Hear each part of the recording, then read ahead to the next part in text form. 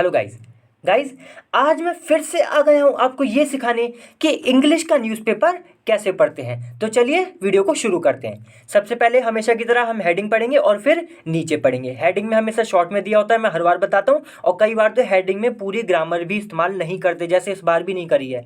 लेकिन क्योंकि उन्हें एक अंदाज़ा देना होता है कि खबर क्या है, इसलिए वो ऐसा करते हैं कि भाई हेडिंग को बहुत शॉर्ट बना के रखते हैं और बाकी नीचे डिटेल में लिखा ही होता है। ठीक है, चलिए देखिए सबसे पहले हेडिंग पढ़ते हैं। क्या है? Rashtrapati Bhavan to be open 6 days a week for visitors. क्या मतलब हुआ इसका? कि भाई राष्ट्रपति भवन जो है दोस्तों, जिसमें हमारे राष्ट्रपति जी रहते हैं, तो राष्ट्रपति भवन टू बी ओपन। अब देखिए सीधे यहाँ पे टू बी ओपन आ गया, यहाँ इज नहीं है, आई एम नहीं है, कुछ भी नहीं है। तो हम कैसे समझेंगे? हमें अंदाज़ा लेना है कि क्या हुआ, कि एक तरीके से हमें ये समझना है कि यहाँ पे इज छुपा हुआ है, और या फिर आपको बस ये समझ लेना है कि भाई क्या है, राष्ट्रपति भवन जो है to be open. To be का मतलब है होना, ओपन का मतलब है खुला। तो भाई खुला होगा ये कब? 6 days, यानी कि 6 दिन। अ वीक का मतलब है एक हफ्ते में। अब यहाँ पे कुछ लोग कहेंगे यहाँ पे पर वीक नहीं लगा हुआ। देखिए आ वीक से भी वही मतलब निकलता है कि एक हफ्ते, पर वीक 6 दिन खुलेगा। ठीक है, और अगर ऐसे लिखा है 6 days आ वीक, तो भी एक दिन, एक हफ्ते में, सॉरी एक हफ्ते में 6 दिन खुलेगा। और ऐसे लिखा होता है 6 days पर वीक, तो भी वही मतलब होता है। ठीक है, अब फिर लिखा है फॉर विजिटर्स, तो किसके लिए खुलेगा? For visitors. विजिटर्स वो होते हैं दोस्तों जो कहीं जाके अपना मतलब घूमते हैं, जो विजिट करते हैं ना जगह जगह जाके, कि भाई यहाँ विजिट जाना है, मतलब घूमने वाले सिंपल लोगों के लिए ही कहा गया है। विजिटर्स उनको कहते हैं जो विजिट करते हैं किसी जगह को। ठीक है, तो फिर से पढ़ते हैं। जो राष्ट्रपति भवन है भाई वो ओपन रहेगा 6 दिन, एक हफ्ते में 6 दिन रहेगा। किन के लिए? विजिटर्स के लिए, यानी कि वो लोग जो वहाँ पर आएंगे राष्ट्रपति भवन को देखने। ठीक है, चलिए उनको विजिटर्स कहा गया है। अब हम एक मिनट दोस्तों, मैं थोड़ा सा ये कैमरा सही कर लेता हूँ। देखिए मैंने अब जो है ये सेट कर लिया कैमरा, अब अच्छा दिखाई देगा आपको। देखिए अब लिखा है फ्रॉम नेक्स्ट मंथ, यानी कि फ्रॉम मतलब से, नेक्स्ट मतलब अगला, महीना, मंथ मतलब महीना। तो अगले महीने से Rashtrapati Bhavan will be open. तो जो राष्ट्रपति भवन है विल बी ओपन, यानी कि ओपन होगा, खुला होगा। किसके लिए? For public viewing.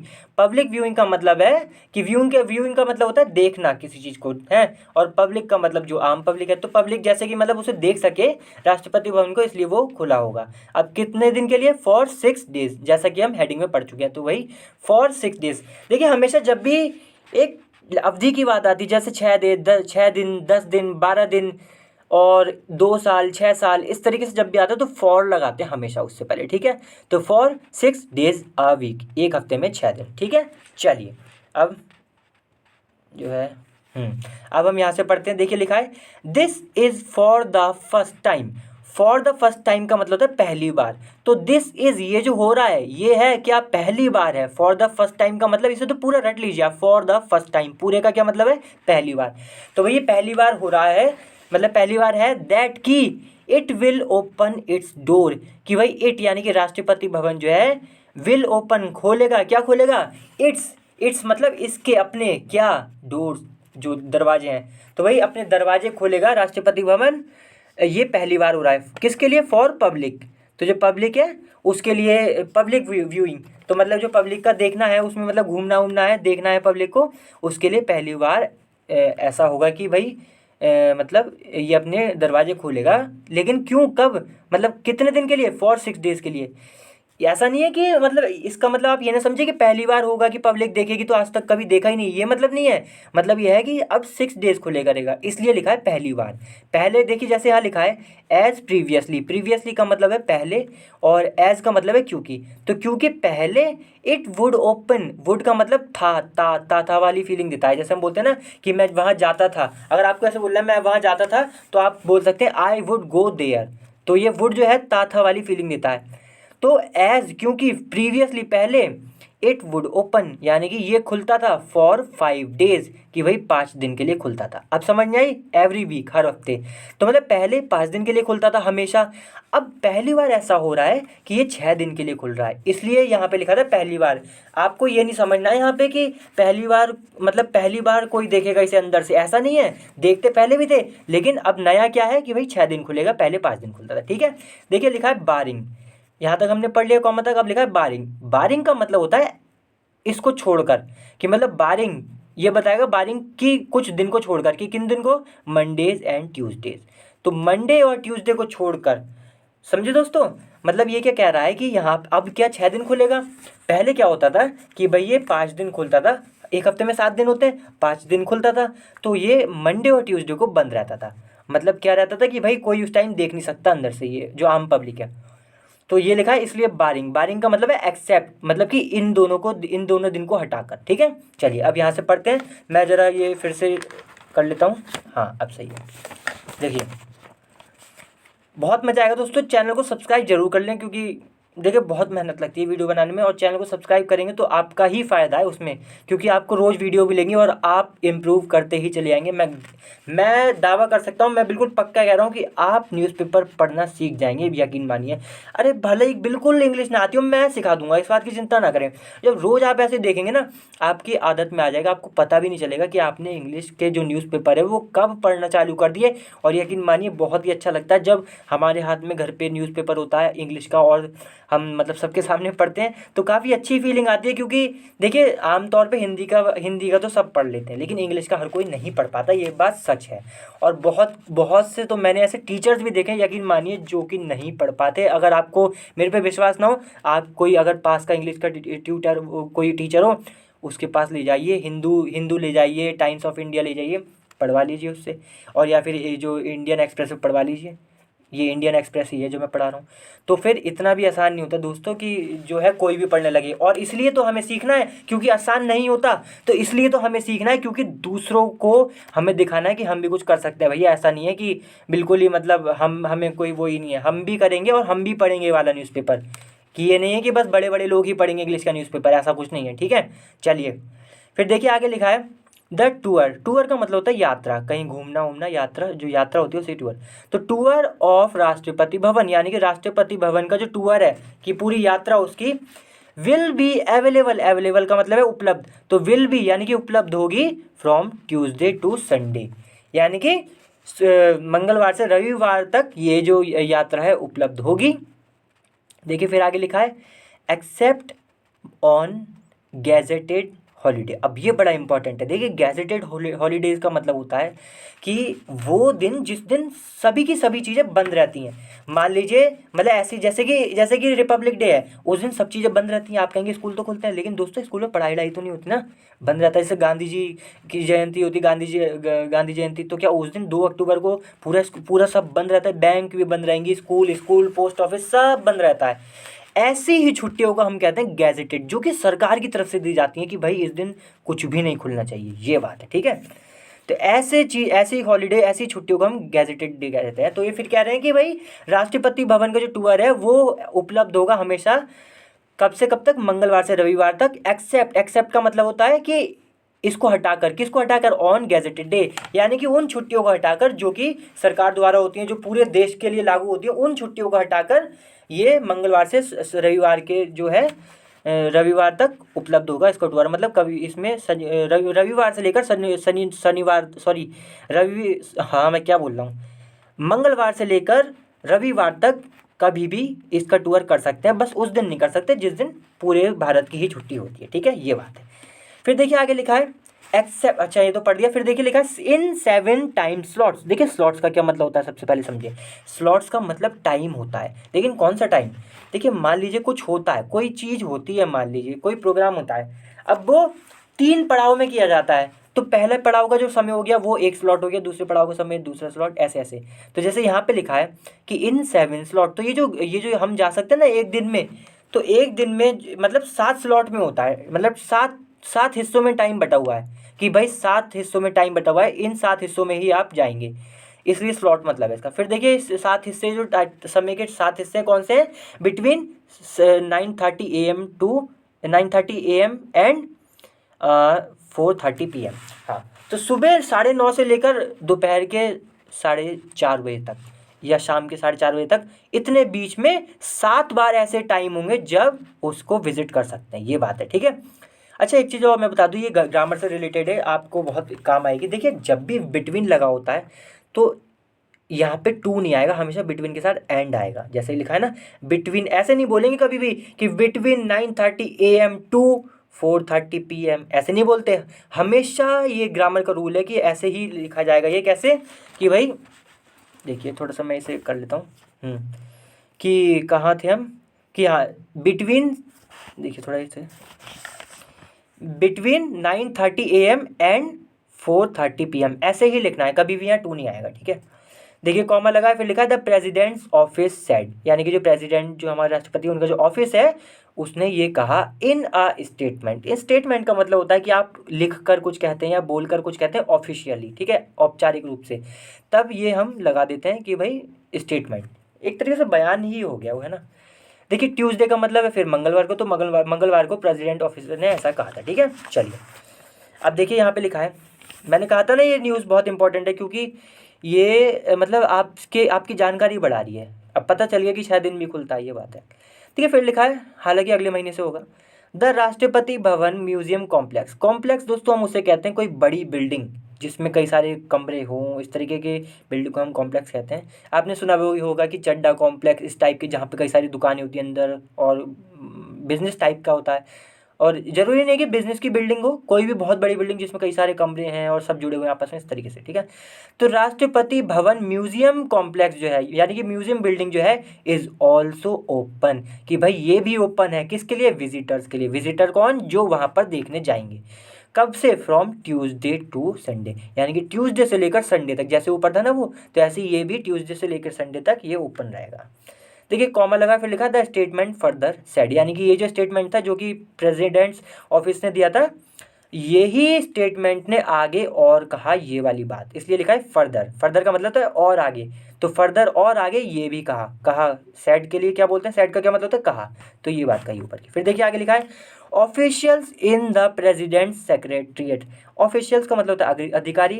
देखिए सेक्रेटरिएट थोड़ा आप आसान भाषा में समझे तो ये सिंपल सा एक डिपार्टमेंट होता है जिसमें अधिकारी होते हैं, और वो बहुत पढ़े लिखे अधिकारी होते हैं दोस्तों। और इनका काम ये होता है कि प्रेसिडेंट की मदद करना, प्रेसिडेंट के जो फैसले हैं, वो जो भी चीज़ें हैं, उसमें ये प्रेसिडेंट जो है हमारे, उनकी हेल्प करी जाती है। और ये बहुत पढ़े लिखे लोग होते हैं, मतलब ये समझ लीजिए दोस्तों, वो जो यूपीएससी निकालते हैं ना, उसमें जो सबसे टॉप लेवल के लोग होते हैं वो ही होते हैं, ये पूरी इंडिया से जो निकलते हैं। क्योंकि आफ्टर ऑल दोस्तों, इन्हें देश संभालना, और देश संभालना कोई मजाक बात थोड़ी ना है, इतनी बड़ी बात होती है। देश इतना बड़ा, इतने लोगों की ज़िंदगी होती है उसमें, तो ये डिसीज़न कोई पढ़ा लिखा ही लेगा ना, फिर ऐसे तो नहीं हो सकता।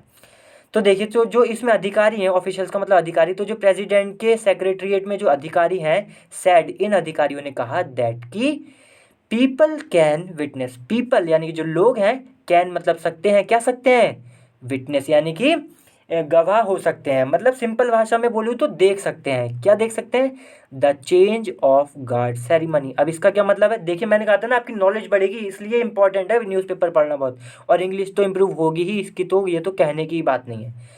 देखिए चेंज ऑफ गार्ड वो होता है, आपने देखा होगा कि राष्ट्रपति भवन में कई बार मतलब गार्ड टाइप के होते हैं, सैनिक टाइप के, वो एक मतलब वो दिखाते हैं। अगर मैं बिल्कुल आम भाषा में बोलूँ दोस्तों, गलत मत समझना, लेकिन आम भाषा में मैं बोलूँ तो एक करतब टाइप के दिखाते हैं कि भाई एकदम से बंदूक जू जू जू ऐसे हवा में करी, फिर यूँ, फिर एकदम से 1 2 3 करके चले, वो देखा नहीं आपने, कई सारे इवेंट टाइप का होता है वो, उसी को हम कहते हैं चेंज ऑफ गार्ड सेरेमनी, ठीक है।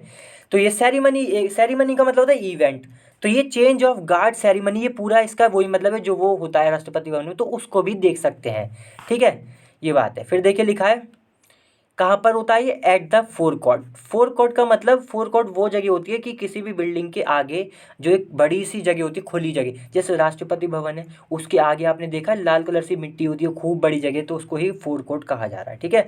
तो भाई वहाँ पर चेंज ऑफ गार्ड सेरेमनी होती है, मतलब वो जो सैनिक टाइप के लोग होते हैं, वो मतलब कभी घोड़े पे आते हैं, एक साथ चलते हैं और काफ़ी चीज़ें दिखाते हैं, वही सब, तो उसको विटनेस कर सकते हैं, मतलब देख सकते हैं। फिर देखिए विटनेस का मतलब होता है देखना। फिर देखिए कहाँ है हम, एवरी सैटरडे, तो फोर कार्ड मतलब एवरी सैटरडे, हर शनिवार को ये देख सकते हैं।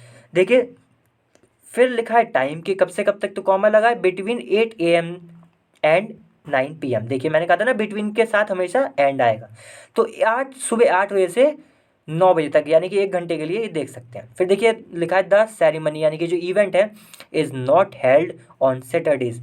तो भाई आप कहेंगे कि अरे देखिए मैं पहले बताता हूँ, सेरेमनी, ये जो सेरेमनी ऊपर की, ये हेल्ड का मतलब करना, तो भाई ये जो सेरेमनी है ये नहीं की जाएगी, या परफॉर्म नहीं की जाएगी। कब? सैटरडे को। आप कहेंगे अभी तो कहा था कि शनिवार को ही की जाएगी।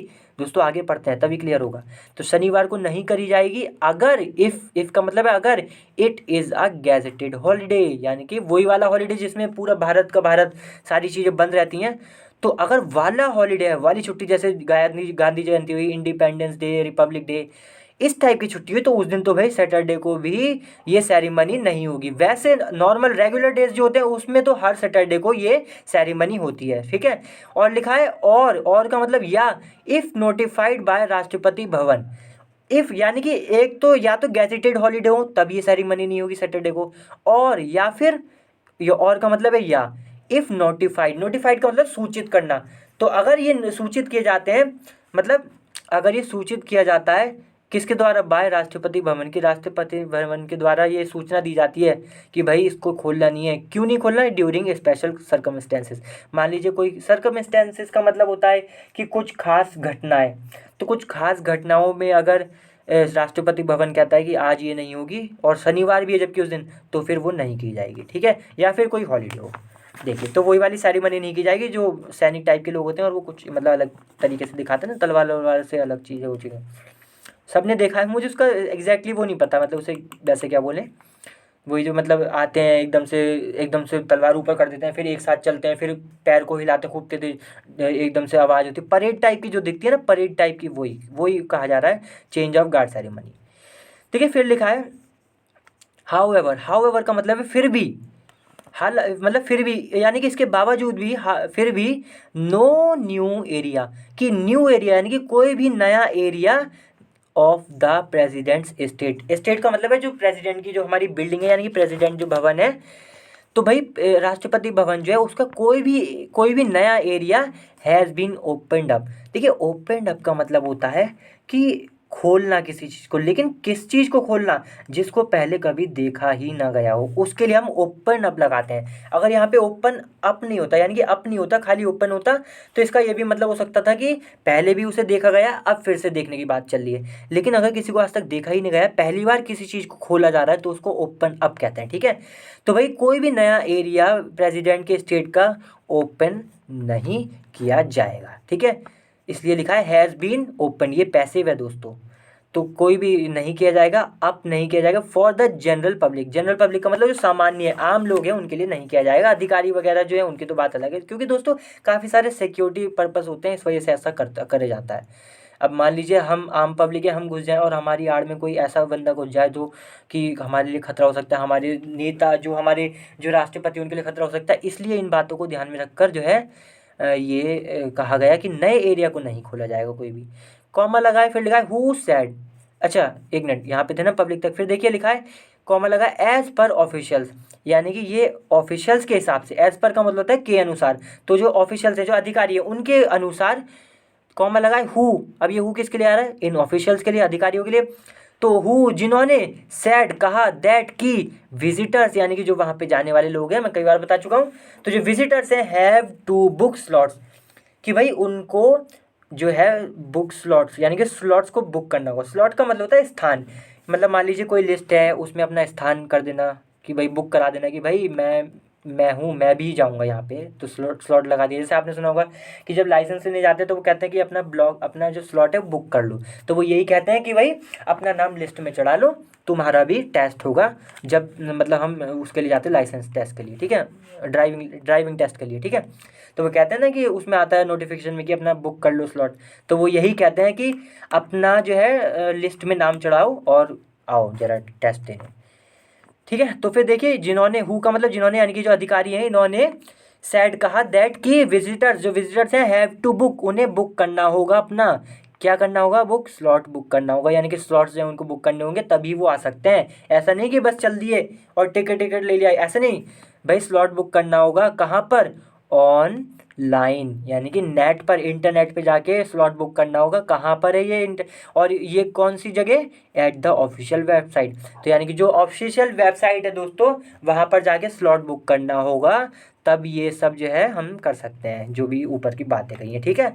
इसलिए ये अब आपने देखा हमने कितना कुछ इससे नया सीखा। बहुत ही ज़्यादा इंपॉर्टेंट वीडियोज़ हैं। मैं हर बार वीडियो में कई बार कुछ सोचते होंगे यार कितना चीखता है ये, लेकिन मैं क्या करूँ, क्योंकि ये है ही सच में बहुत इंपॉर्टेंट। जैसे कि अब आपने देखा ना, अब देखिए अब हमने इससे इंग्लिश सीख ली, न्यूज़पेपर पढ़ना सीखा और इंग्लिश के रूल सीख लिया। अभी मैंने बताया था बिटवीन वाला रूल, हमें जानकारी भी मिल गई, हमें ये भी पता चल गया देश में चल क्या रहा है। तो कितनी सारी चीज़ें हम सीखते हैं, कितना इंपॉर्टेंट है ये। यकीन मानिए दोस्तों, ये अगर आपने न्यूज़पेपर पढ़ना चालू कर दिया ना, आपको मतलब न्यूज़ देखने की भी ज़रूरत नहीं है। जो चैनल पे जाके आपको उससे ज़्यादा तो वैसे ही पता होगा।